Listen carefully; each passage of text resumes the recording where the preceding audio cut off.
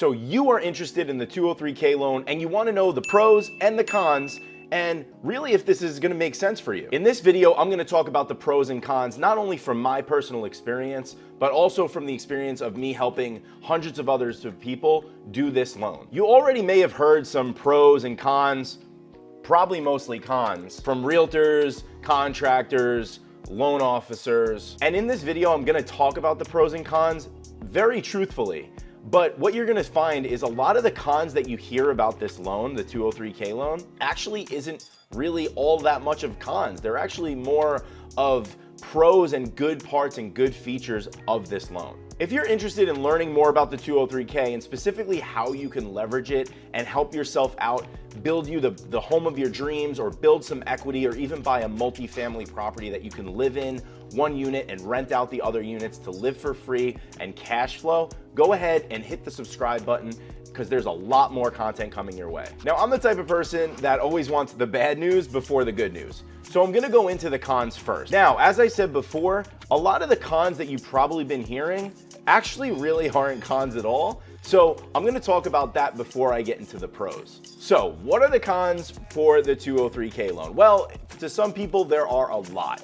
And in all honesty, when I first started this loan, I thought there were a lot as well. So I actually found out about this loan through a very weird scenario. I had been looking to become a real estate investor for a very long time. I was just looking for any way that I could buy a property as a 25-year-old, not making that much money, living in New York where most houses required like $100,000 down payment to get started. I tried a lot of different strategies. I tried doing wholesaling, I tried door knocking, I tried doing seller financing.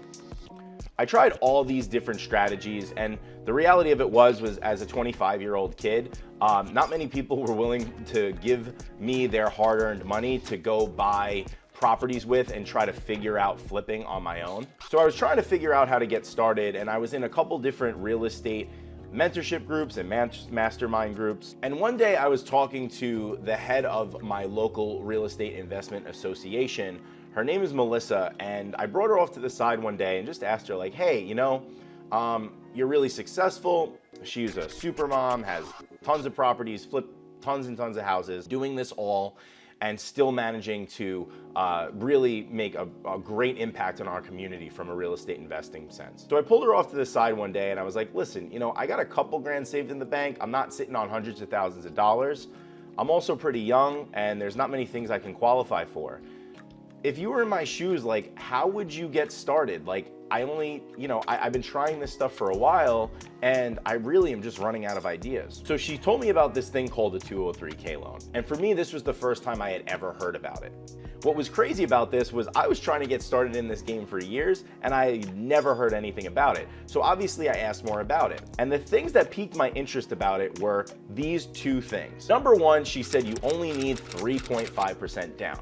Now, I was told by realtors, lenders, all kinds of people for a long time that I needed 20% down, especially if I was looking to do a fix and flip. I would need somewhere closer to 30% down. Like I said, in my market, that's like a couple $100,000. The second thing it allowed you to do is it allows you to buy fixer-upper properties that you're able to build the renovation cost into the mortgage. That way you're not paying out of pocket for the renovation. That was another big concern I had when I was getting started. How the hell am I gonna pay for renovations once I do finally get a property? This was back when hard money lenders and these types of guys that give fix and flip loans weren't really lending to people that were brand new. Anyway, so this all kind of wraps up with one of my biggest cons. So here's the first con that I see with the 203K loan. Nobody really knows about it. Okay, it took way too long for me to figure it out, and it's really because not many people talk about it. And the reason is clear. It's a little nuanced. It's a little different. It's not your typical loan product. People usually shy away from things they don't know and don't understand. It also requires a couple extra steps. Now, believe it or not, when there's a couple extra steps involved, even if it's something that's really beneficial on the back end and could really be helpful for a lot of people like lenders and realtors are just gonna stray away from it completely. Now that's the sad part. Now, I also think that that's a good part because really that's what keeps it so powerful. And I think that if more people knew about it and started taking more advantage of it, it probably wouldn't be as special as it is. Now, another con is kind of what I'm referring back to what I was already talking about, which is A lot of people don't know it, okay? Lenders specifically, there's a lot of lenders out there that even if they claim to know it, don't really understand the process. I found this out the hard way. When I first got started, I was calling around and I really didn't have much information on it, but I knew I wanted to do it because my mentor had told me to do it. So I called the only lender that I knew, this guy EJ, who's a friend of mine and a friend of the family. He's the only person that I knew that had a mortgage license. I called him up and I said, hey EJ, you ever hear of the 203K loan? He immediately's like, hell yeah, dude, this thing's gonna be awesome. This is gonna be a great thing for you. It'd be great. Let's start looking for properties, blah, blah, blah. Before I knew it, I was pre-approved and I was off to the races. Fast forward a bit, I learned out very quickly that he had never really done one of these before, neither did anybody in his office. That made things really difficult. To add to it, another con that people see on it is the extra paperwork. Now, as you could probably imagine, this isn't a regular conventional mortgage where you're putting 20% down and going into a move-in ready house. Because you are planning to do the extra renovations and you're gonna wrap those renovation costs into the loan, there's obviously going to be more steps in the process, and therefore it's more paperwork. Nobody likes paperwork. Nobody really wants to try to understand paperwork, and that's usually why it's a con. Now, as I said before, there's a couple of cons that really, in my opinion, are not cons. Some people refer to them as cons, but I don't think they're downsides at all. I actually think these are positive aspects. The next problem that a lot of people seem to have with the 203K loan is that they require a 203K HUD consultant to be on the loan. Now, what is a 203K consultant? A 203K consultant is essentially a property inspector / draw specialist, and they're in charge of helping you build the scope of work and also keep the contractor and yourself accountable as the work progresses through the project to make sure that for yourself and the bank that the work's getting done and completed. Now, I don't really understand why this is a bad thing. Yes, you have to pay them. One of the good things about it is you actually can wrap in their fees back into the loan. You have to pay them out of pocket, but you get reimbursed all those costs at closing. But the 203K consultant isn't really there to hurt you. They're there to protect you, the bank, the contractor too. Another thing people try to say is a con for the 203K loan is requiring licensed, bonded, and insured contractors. They also typically don't give contractors money up front on these projects. Now, here's why it's not particularly a bad thing. Number one, if you want to hire a contractor that is not licensed, not insured, and has no experience, I don't care who you are or how cheap they are, you are gonna have a bad freaking time. Now, in addition to that, I grew up in the construction business and I also worked in the construction industry for many years. Here's a very true statement. Most contractors in the big construction world do not take deposits to start projects. Big construction companies that build skyscrapers like the ones behind me, these companies don't want their contractors to depend on deposits to start work. If they're depending on a deposit to start, that means if they run out of money on the project, then they're gonna walk off the project and they're not gonna be able to complete it. Construction stuff happens. Things get delayed, things get pushed back. They don't want them depending on that next paycheck to be able to continue. You're looking for contractors that are good cash flow contractors, have multiple crews, are bonded, have credit backing them, and they're able to keep going if things get a little dicey. Going back to the paperwork, there's one other thing that I want to talk about. Here's exactly why paperwork isn't a con in this case. Most reasons why people fail on this is because they don't have a clear and concise project scope of work. Guys, you're not gonna build a house and just tell them, hey, I wanna do a couple things, and them just kind of write you, hey, I'm gonna do a couple things. And then they go and you expect to get everything done perfectly. The bank wants to make sure that every line item, everything that's happening to the house is explicitly listed out in a clear and concise list that you can refer to as the project goes through. It helps the 203K consultant get the contractor paid. It helps you get a house that's done the right way. And it lets the bank know that this is being done the right way and that you're getting a house that's gonna be safe and clean and up to code when you're done. So hopefully you're understanding why some of these cons actually really aren't cons. And when you understand this process and you kind of follow some of the stuff that I talk about here on this channel and in my community, you could really start to understand that this is really just mostly all power. Now that really gets us into the pros part of this video. So what are the good things about the 203K? Well, number one, it is the best form of leverage out there. It is by far the cheapest money on the planet to do a fix and flip on any property. Now, of course, you have to live in the property and it's not quite a true fix and flip. You're not selling it on the other end. But for your own house, you can build a lot of equity and have all that equity sitting, maybe not immediate profit, but that's equity that you can use and tap into later with a home equity line of credit or a cash out refinance.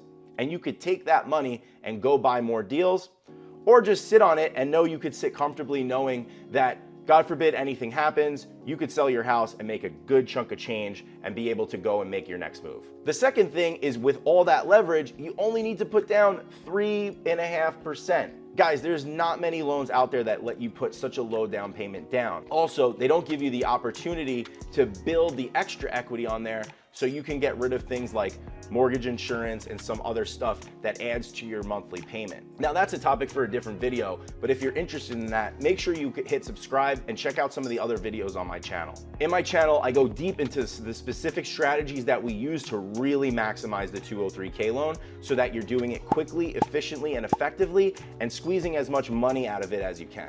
Another benefit to the 203K loan is it allows you to buy up to a 4-unit property. Now, in my case, I found out about this kind of by accident. As I told you, I was really having a hard time finding properties on Long Island where I was looking to invest. Long Island, New York is very expensive, super high taxes, and to be honest, back when I was probably 25, 26 years old, even though I was making pretty decent money at the time, $50,000, $60,000 a year, that's really usually not enough to buy anything on Long Island. Luckily, I was able to find something that was actually a 2-family property, and it also happened to be the ugliest property on Long Island. But as I'm trying to get approved for it, and I look at the price on the property, I'm realizing, they're asking $270,000, but I'm only really approved for like $280,000. So I asked my lender, how the heck am I gonna be able to do this? He said, no, listen, what you're able to do is you're able to buy a multifamily property. You're able to use that future income from that other unit on the house that you won't be living in, and that's gonna go to your debt to income ratio, and that's gonna help you get approved for more. Essentially what it did is it gave me a $2,000 a month raise, which was able to get me to qualify for more than enough to pay for the property plus the renovation. So when you utilize this loan to buy a small multifamily property, it's a great way to live for free and really set yourself up with a couple doors giving you passive income every month. And then eventually you can move out, move into a property that you live with your family, and maybe a single family house, and maybe more like your dream home. But you'll still hold on to that property for the long term and still collect that rent over a long period of time. Last but not least, if you're looking to do this as an aspiring investor or someone that's looking to go buy more properties, it's a great way for you to kind of get used to the whole process of fixing and flipping and renovating a property, understanding your numbers. I say it all the time, but the 203K loan is like flipping a house with training wheels on. You're flipping a house, but that paperwork, those consultants, all that extra dirty work that you're doing is actually training you to be a better entrepreneur, better investor.